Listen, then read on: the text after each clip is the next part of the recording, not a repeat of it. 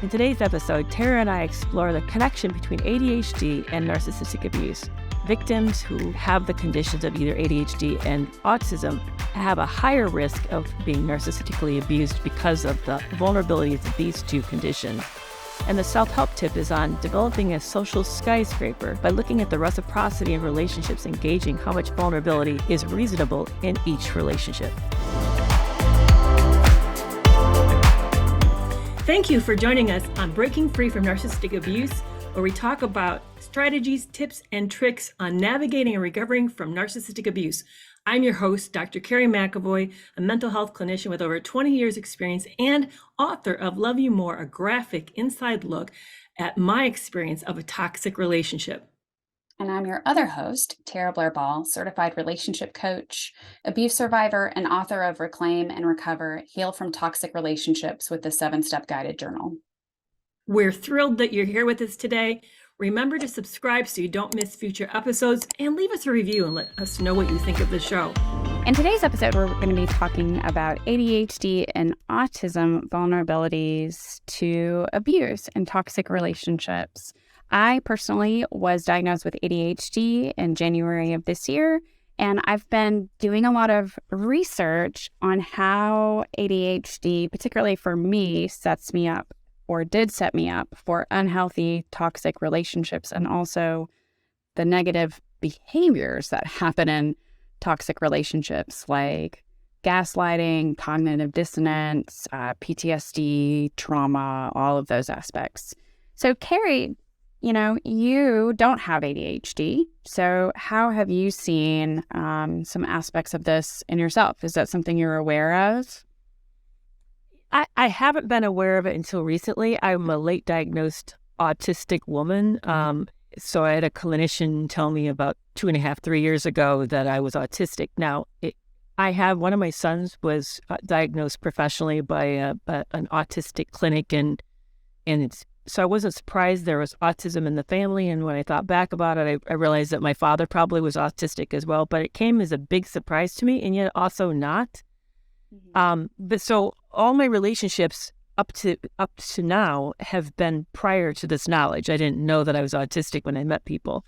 So yeah, I would say though, now that I look back, I would say, yeah, it had a huge factor, but I didn't realize that it had a huge factor because I wasn't aware of it. But I think it massively increased my vulnerability.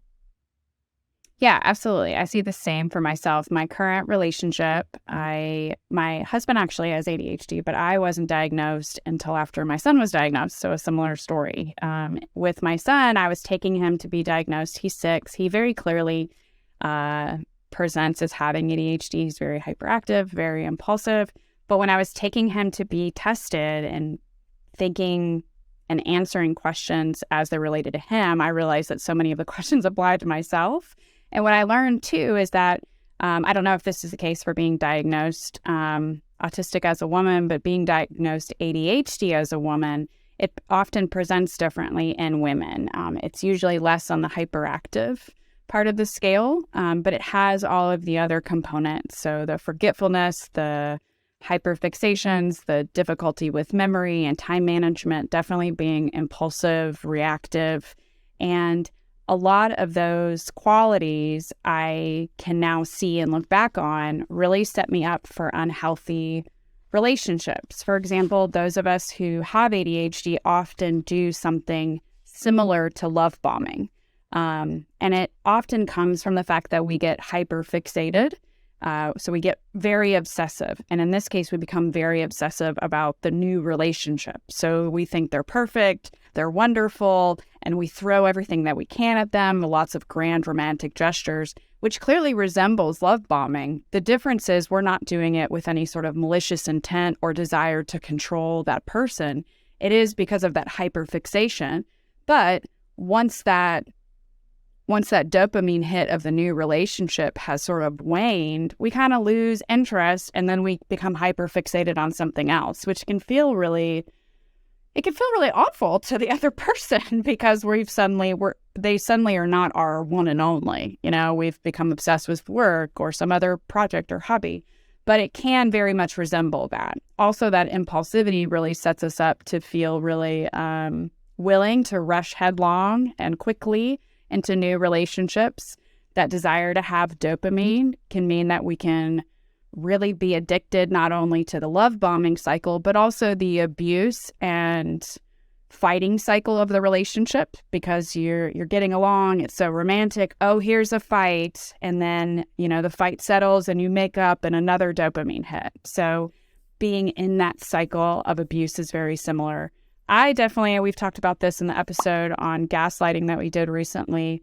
I definitely was set up to be gaslighted very easily. I was forgetful. I had trouble trusting my own memory.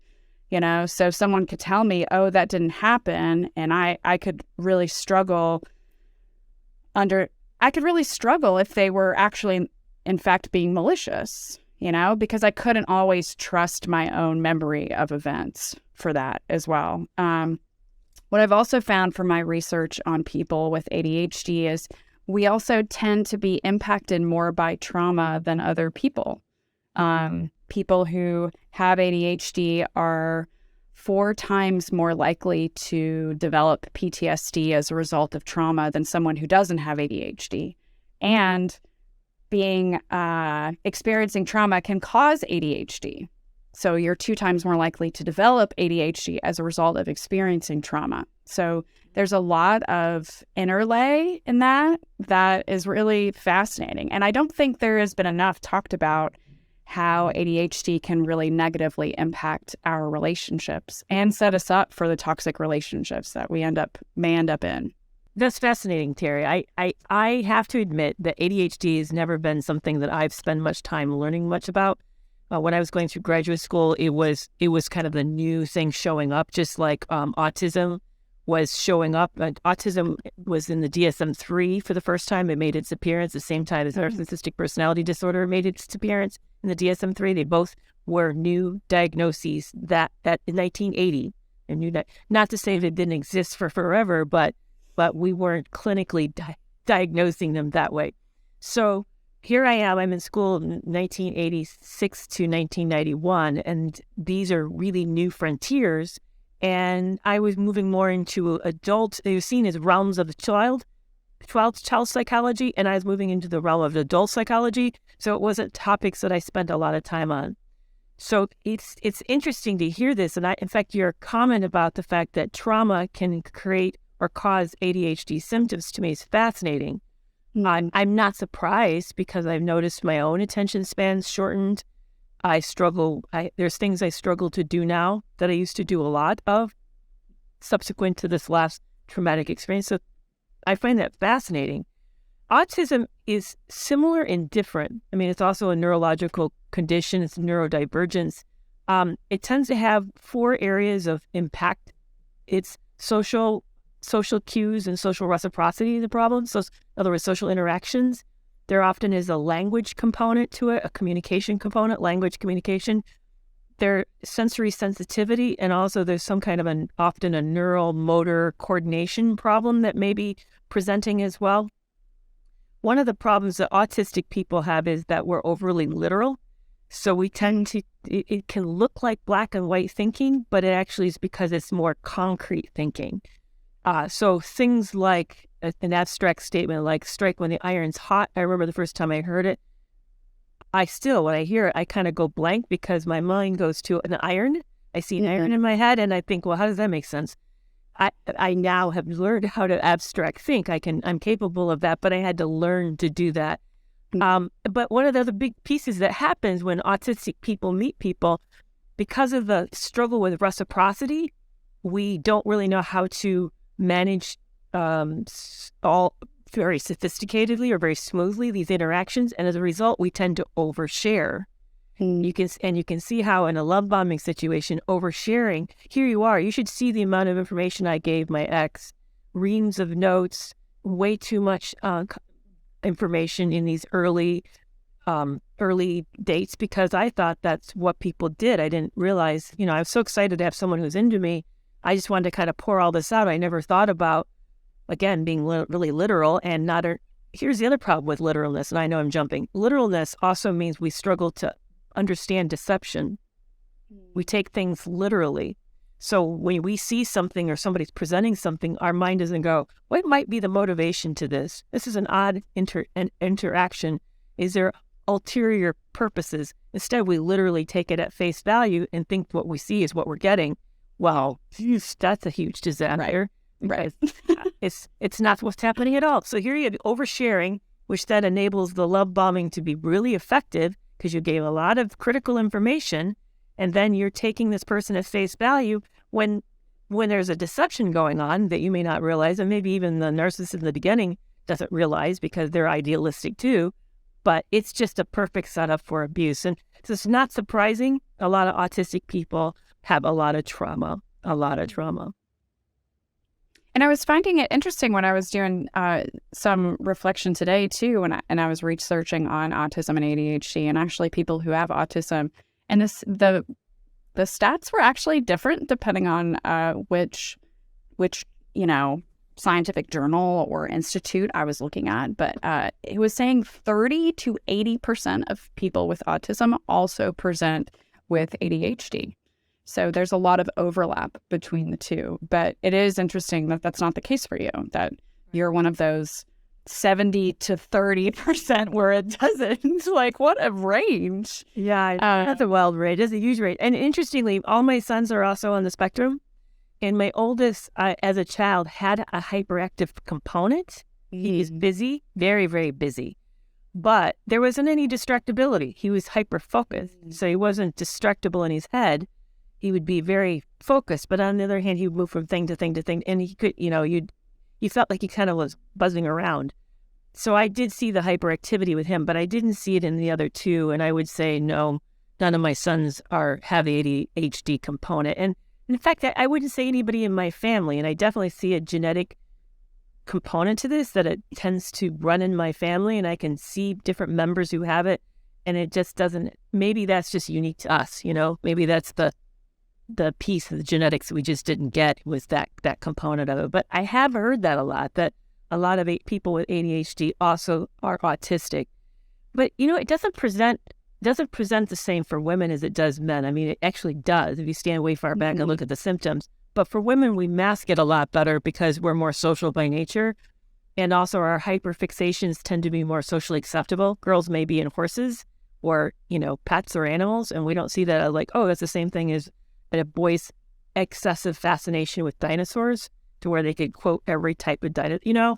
We tend to miss it in girls. So it's the same big areas, but females deal with those big areas in a different way than boys do, which resulted in us getting missed. And there, again, like you, I've looked out at the research of what percentage of women have it compared to men, because I used to think this was primarily just a male problem. Some say upwards to is almost equal, that there is just as many women who are autistic as there are men. Now, I think this area of women and autism is really new, and we have a whole lot to discover, a whole lot. So when you look back at your abusive relationships, how do you think this played into that? So as someone with ADHD, I really struggled with being criticized and having a low self-esteem as a result of that, especially just growing up and not, struggling to switch from task to task, or, being hyper fixated and not wanting to get up or change, or not being able to manage my time. So I really struggled with a low self-esteem as a result of that.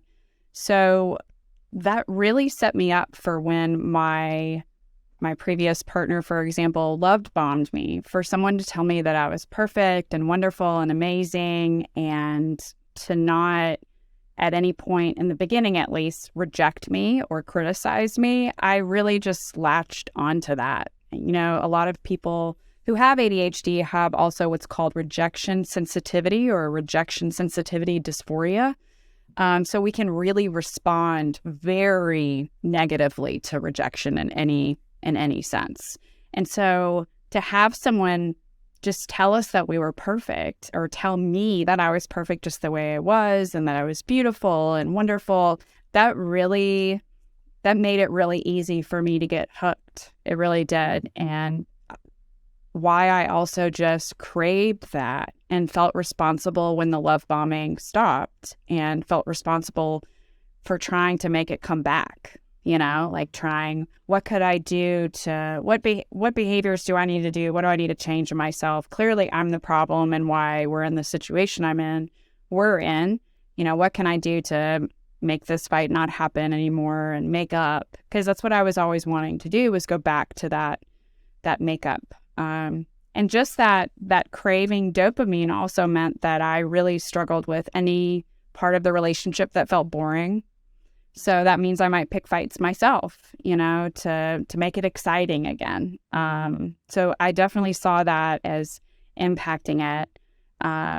And really, when I look back, I was love bombed in nearly all of my relationships. Every single one that started with me being attracted to someone who was telling me things that I, for one, couldn't tell myself and didn't really believe about myself, but was telling me things that I'd always craved and wanted to hear.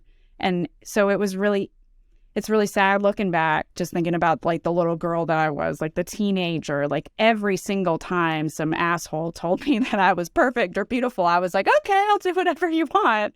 And I mean, that really set me up for abusive situations. It set me up for the first time I was sexually assaulted, like it really set me up for that, because I was willing to give my trust, my love, my heart, whatever, to keep that, because that's what I'd always wanted. I was going to ask you, did you feel like you fit in your family? Did you feel like you're an outsider, or did you feel like that you were part of a cohesive system there? I always felt like an other from everybody, but I wouldn't say I necessarily felt like I didn't fit in with my family. It really just felt like my family was the messed up one, and I couldn't fit in anywhere else but with my family. But I didn't want to fit in with my family. My family was very isolating and dysfunctional, and I felt miserable with my family. But I felt like it did feel like there was a sense that we all were very similar in that way. I'm pretty certain that my mother and my sister both likely have ADHD. I can definitely look back and see instances of them having sort of the hyperfixations and those issues with time management and the impulsivity. I can look back and see all of that. And my dad was just kind of absent when I was growing up. He traveled 90% of the time. So, but I definitely always had a strong sense that I didn't fit in with other people, and that I wasn't normal, or I wasn't responding to things normally. And so when someone rejected me, again, that just was so much more painful, whether it was a friendship or a romantic relationship, because it was rejecting me at my core. Yeah, exactly. And the reason I asked is because I felt like an outsider, to the point that I even wondered if I was adopted. I knew that I wasn't. I mean, I knew that I wasn't, but I just like, there. You ever see those highlight magazines in the children's office at the doctor's, and they have this puzzle like, what doesn't fit here? I was the one that didn't fit in that picture. I was just convinced of that. So you're right. When somebody would express this a lot of attraction for me and make me feel like I fit, boy, that was intoxicating, because there was a deep hunger for that, for me to have that. Interestingly enough, because my sons are on the spectrum and I am, yet my late husband wasn't, my sons and I had a really tight connection. And in fact, my late husband would say, the boys are yours. They're your boys. And I knew what he meant. He was talking about this mysterious thing that we all shared, the world, because he couldn't kind of get into their way of seeing things or understanding what was interesting to them. I could see him struggle. So unfortunately, he was the outsider and we were the insiders. So it's interesting. It's interesting how I was curious, do you find when you're around other people with ADHD, do you feel this connection, or do you still feel this other sense? I find that when I'm around people with autism, I do feel a connection, that maybe I may not have the same fixations, because the range is wide. I mean, really, even the symptom presentations are really wide. Like I don't have a lot of obviously communication language problems, or I wouldn't be doing this. My son does. My middle son actually has a disability with oral and written expressive language. But I do have, believe it or not, social interaction issues and also have sensory problems. So it really kind of varies from person to person how it presents. But I do find, despite those differences, there's a sense of, I don't know, just like safety and permission that when you do something that's kind of odd socially, everybody like, well, whatever. That's what we do, you know? So it's more like leeway. But it does get hard when I get into a relationship or around people who are not like this. I find I go back to suddenly I feel I have to mask a lot. I'm doing heavy camouflaging. I'm working really hard. It's stressful for me. And so I'm realizing that having two partners, now my ex has ADHD and narcissism, but having two partners who are not autistic, I didn't feel like a lot of permission to sort of be my most authentic autistic self, if that makes sense. Mm-hmm. So my current husband actually has ADHD, and I wasn't diagnosed until after we'd already been married for several years, had a child together. So, but I remember when I finally set up the appointment and when got diagnosed, and I said to him, I go, how did you not know that I had ADHD? And he was like, well, everything that you did just seemed like normal. And I don't know if any of my other partners in the past had ADHD. I do know that my ex, who is the father of my son who got diagnosed with ADHD, that he, after our son got diagnosed, was like, well, maybe I have it too.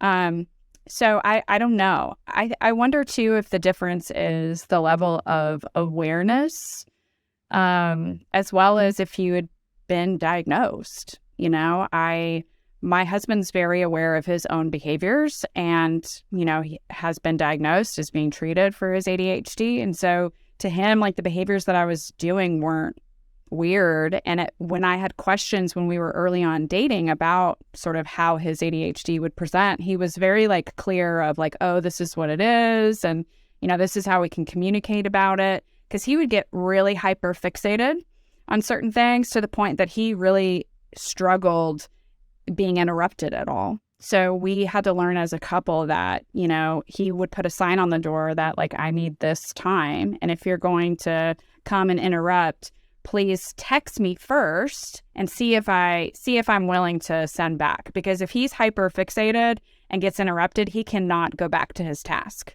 So we had to learn to communicate about those things. And it wasn't until after I was medicated that I realized that that was actually an issue for myself too, but I didn't recognize that that's what it was. He just had more of a vocabulary. And I think there's a lot of power in knowing what something is, being able to label it, and then be able to talk about it from that specific framework. And I didn't have that. You know, I'm diagnosed late in life after 4 children, you know? So for me, I didn't have any of that until later in my life. So I have found it very empowering. And it's funny too, because I've worked with so many couples on helping their relationship where one or both partners has ADHD. And no one ever told me, it never occurred that these were the same issues that I had experienced in previous relationships or even in my current one, you know, like specifically like what I just mentioned with the communicating about my husband's hyperfixations and not realizing that that was an issue and how to figure that out. That's something I've worked with many couples. I just tended to be like, oh, well, that's because my husband has ADHD. It's not because I have the issue. And I think that deflection, you know, meant that I didn't get that empowerment any sooner. Yeah, and I don't mean to be a psychologist for a moment, but I know a little bit about what you shared your history, and I share a similar history. Are we surprised? When there's a lot of gaslighting and you're really not allowed to be fully show up as yourself, and if you show up problematic, you're labeled as a problem. Right. That it's really hard to see, oh, but I have a similar problem as your husband. I cannot stand being disrupted. Now, I don't lose my train of thought. That doesn't happen. I just don't like the disruption. I'm hyper focused and don't disrupt the focus. I'll never forget one time I was changing the website. I literally worked for 16 straight hours. No breaks, no bathroom breaks even. I don't know how I did that. And I didn't eat. I was so focused that all this time just flowed and I wasn't even aware of time passing. So that could happen. Yeah, I think one of the things that you said that's fascinating as we kind of wrap up today is that it helps to know that this is a problem. And that if you think that maybe you have some of these symptoms, and I know people are like right now, everybody says they have these problems. Everybody says neurodivergent. Well, yeah, I know there's a whole bunch of influx of this, and that it may be scaring some people, but I do think it's worth pursuing. Because one of the things I've learned about the autistic community is people who self-diagnose is tend to be valid. Self-diagnosis tends to be very accurate. You don't want to say that you have this. It does feel like, I remember talking to a woman who's in the queer spectrum, and she said, she's also autistic. She said it was as hard coming out as a lesbian as it was hard to come out as an autistic person. It's not something you just say, oh yeah, let's embrace this. So if someone says, I think I have a problem because I feel all these things and I've struggled my whole life with certain things, and I certainly have. My childhood was painful because of this. Painful. I do think it helps because, like you and I are pointing out, it protects you better. Then you know your vulnerabilities. I now know don't overshare. Now I know I'm too literal, that people are deceptive. I mean, it really now helped me cue in and where my weaknesses and blind spots have been. Similarly, I had a lot of stigma growing up around ADHD, and back then there was also ADD. That's not a thing anymore that they use, but there was a lot of stigma around it because of the use of the drugs used to medicate children. So there was Adderall and Ritalin, and I remember hearing my parents and other parents talk about how the fact that like, oh, they're giving their kids speed. So there was a lot of stigma when I was growing up for not diagnosing or medicating a child because of that. And one thing I found very helpful for myself is that there were non-stimulant medication options for me. And the one that I ended up being prescribed has worked for me amazingly. And the first day that I took it, it was like seeing the world with glasses for the first time. Like suddenly, like being very aware of being able to sit down and do something and not be distracted and be able to prioritize tasks. That was a huge difference for me than I had previously felt. And so there are options. There are also options that don't involve medication, but there is a lot of freedom that comes from finally realizing this is what it is. And there's so many resources available to us if we take the time. And for me today, when it comes to, for example, friendships and things like that, I have to be mindful still of that impulsive desire to just like, we're going to be the best friends ever, and I recognize today that that's from the dopamine hit, and that's from the hyperfixation, and that's from these things. And I can scale that back because that's not people who respond to that level of like, we're going to be BFFs forever, even though we just met, usually aren't like the healthiest people themselves, just from my personal experience, FYI. This is right. Be careful there. Yeah, no, I agree. There isn't as much treatment options for autism. Autism is kind of what it is. But there doesn't mean there's not a lot of learning and education and learning how to modify. And some of it I don't want to modify. Some of it I think is fantastic stuff that it benefits me. I don't mind hyper-focusing sometimes. But I do agree, understanding that I have it, understanding the risks that it presents, understanding I'm vulnerable to people's deceptions, duplicity, and manipulation helps me to put more guards up.